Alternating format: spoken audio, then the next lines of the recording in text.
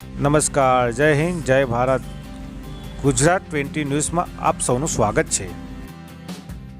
Dahod police દ્વારા 36 કલાકમાં 40 વર્ષીય મહિલાના હત્યાનો ગુનો શોધી કાઢતી દાહોદ જિલ્લા પોલીસ.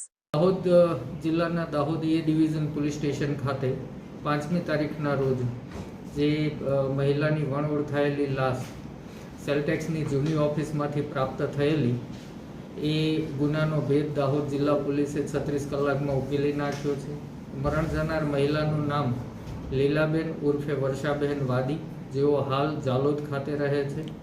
તેમનું આ જે મર્ડર જે છે એ તેમના જ ભાણેજ પ્રવીણ પોમાણી વાદી નાઓએ કરેલું છે. આખી ઘટના જોઈએ તો ઘટના એ પ્રકારની હતી.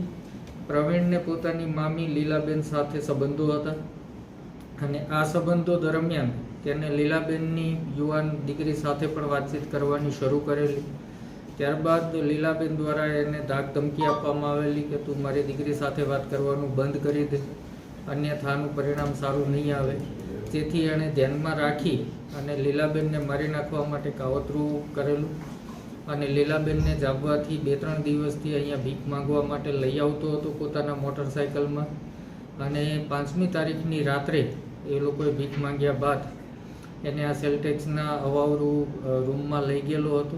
રાત્રિના 3 વાગે એને જગાડી અને એ ચપ્પુ જે છે એ એણે બજારમાંથી ખરીદેલું હતું.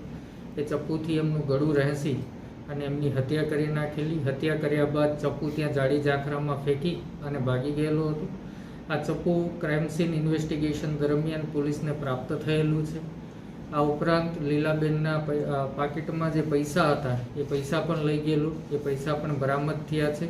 આમ દાહોદ જિલ્લા પોલીસે માત્ર 36 કલાકમાં આશરે 50 કિલોમીટર રેડિયસના 100થી વધારે સીસીટીવી કેમેરા ડીવાયએસપી જગદીશ ભંડારીની નેતૃત્વ હેઠળ 50 કર્મચારીઓની, જેમાં 10 અધિકારીઓ સામેલ હતા, એલસીબી, એસઓજી, એ ડિવિઝન, આ તમામ ટીમોની રચના કરી અને 36 કલાકમાં હત્યાનો ભેદ ઉકેલી અને આરોપીની ધરપકડ કરેલી છે.